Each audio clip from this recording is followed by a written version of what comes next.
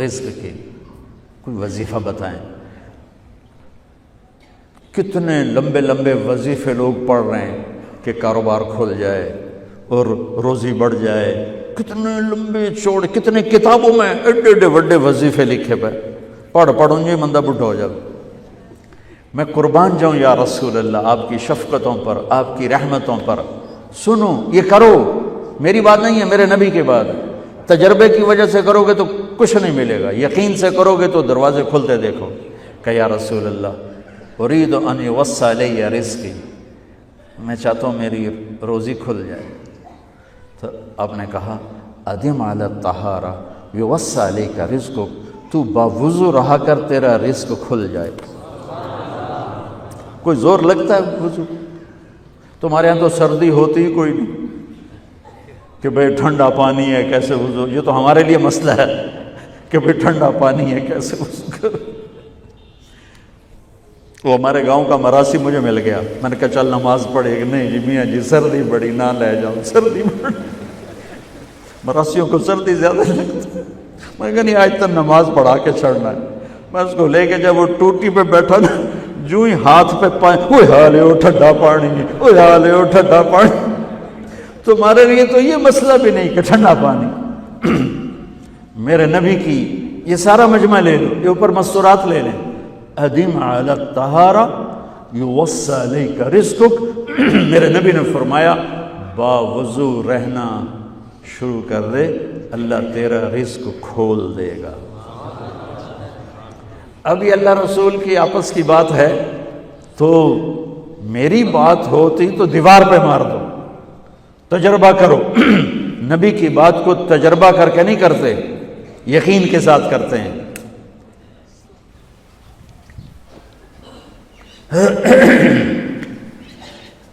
ادم علی الطہارہ یوسع علیک رزقک، باوضو رہا کر.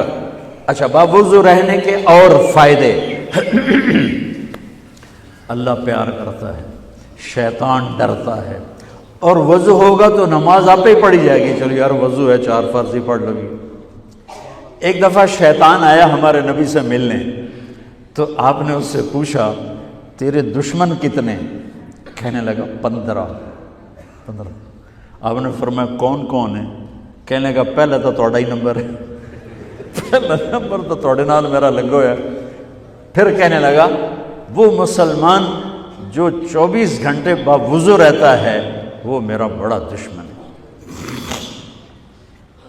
جو باوضو رہتا ہے اور باوضو سوتا ہے، ایک فرشتہ اس کے لیے بندگی کا ثواب لکھتا رہتا ہے. خیر واپس آتا ہوں. میرے نبی نے فرمایا 4 باتیں لے لو اور دنیا بھی تمہاری آخر. ساری PIA زندہ ہو جائے گی، ساری اکانومی زندہ ہو جائے گی، ساری معیشت زندہ ہو جائے گی.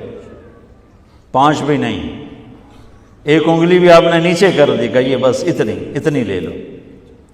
حفظ و امانت، صدق حدیث، حسن خلیقت، عفت فی طعمت.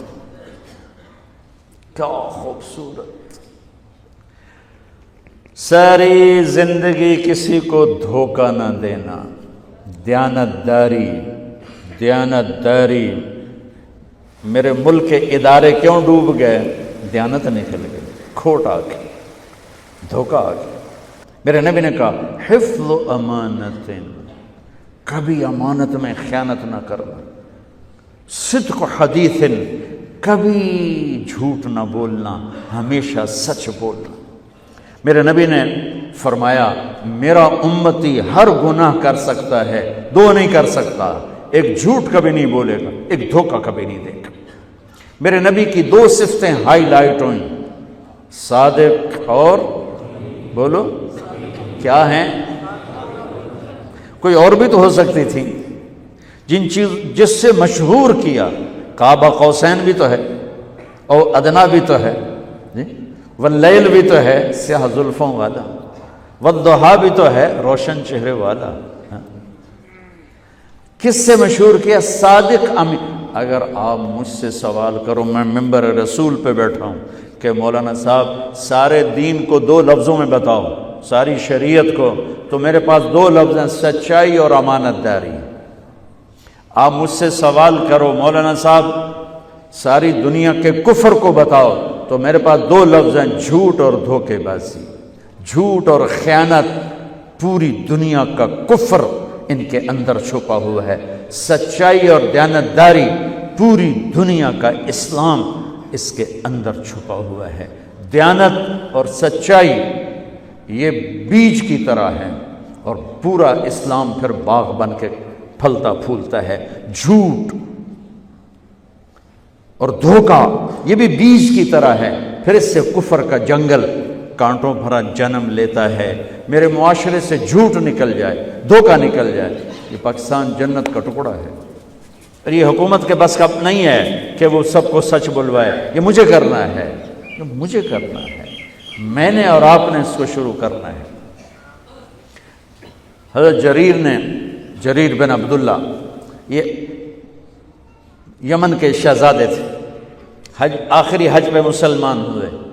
اپنے نوکر سے فرمایا گھوڑا خرید کے لا، میں پیسے یہاں پیمنٹ کروں گا۔ وہ منڈی میں گیا، 300 روپے کا گھوڑا لے کر آیا۔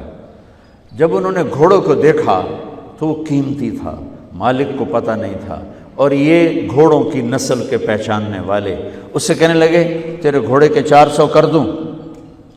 کر دوں۔ بڑا حیران ہو کے دیکھنے لگا، بھائی ہے کہ آپ تو مجھے چیز خریدنی ہے تو میں گھٹاتا ہوں، اور اجمل نے بیچنی ہے تو یہ اس کی قیمت بڑھاتا ہے، اور یہاں خریدار کہہ رہا ہے 400 کر دوں؟ وہ کہنے لگے کر دو۔ کہ 500 کر دوں؟ کہنے لگا کر دو۔ کہ 600 کر دوں؟ وہ تھوڑا تھوڑا گھبرانے لگا، بھائی یہ چکر کی ہے۔ 700 کر دوں؟ 800 کر دوں؟ وہ کہنے لگا حضور تسی لینا تو لو، پر میرا مذاق تھا نا، تسی اٹھو کدی لین والے بھی پیسے بتائے، تسی میں نے 300 دے میں جاواں۔ کہنے لگے اس کو 800 دے دو اور گھوڑا باندھ دو۔ وہ حیران، خوشی سے چھلانگے مارتا ہوا گیا۔ تو جب وہ چلا گیا تو نوکر نے پوچھا میں جب 300 میں سودا کر کے آیا تھا تو 500 کس خوشی میں بڑھائے؟ فرمایا میرے بھائی اس کے گھوڑے کی قیمت 800 تھی، 300 نہیں تھی، اور میں نے نبی کے ہاتھوں میں ہاتھ دے کے یہ وعدہ کیا تھا زندگی بھر کسی کو دھوکہ نہیں دوں گا، سب کی خیر خواہی چاہوں۔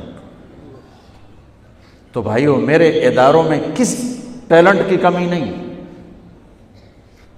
صلاحیتوں کی کمی نہیں، دیانت کی کمی ہے، قوت عمل کی کمی نہیں، سچائی کی کمی ہے۔ حجاج بن یوسف ایک ظالم گورنر گزرا ہے، اس کے خلاف بغاوت ہوئی، وہ ناکام ہو گئی۔ تو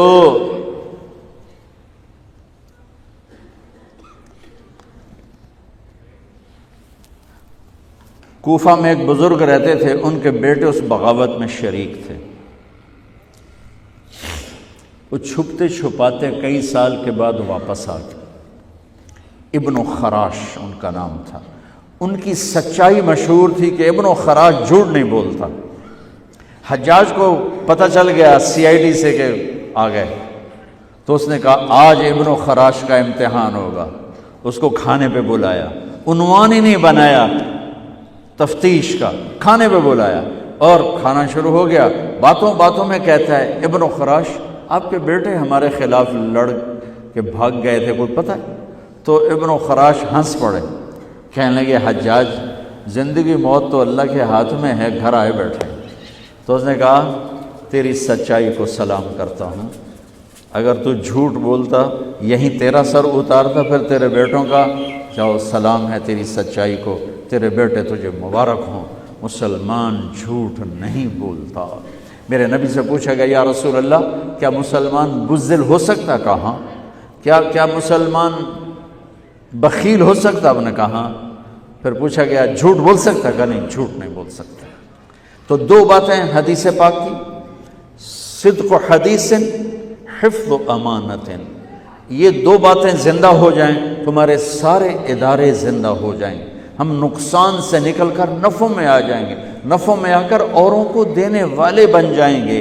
اس ملک میں اتنے خزانے اللہ نے چھپائے ہیں، اور اس ملک میں اتنے اللہ نے استعداد والے لوگ پیدا فرمائے ہیں، صرف 2 چیزوں سے ہم مار کھا رہے ہیں، ہمارے جو ادارے ڈوب رہے ہیں، وہ گلگت سے لے کر گوادر تک، اس میں وسائل کی کمی نہیں، سچائی کی کمی ہے، دیانتداری کی کمی ہے، اور یہ ریلیٹڈ ہے رب ہونے کے ساتھ کہ ہم نے اللہ کے رب ہونے میں شک کیا تو ہم غلط راہوں پہ چل پڑے۔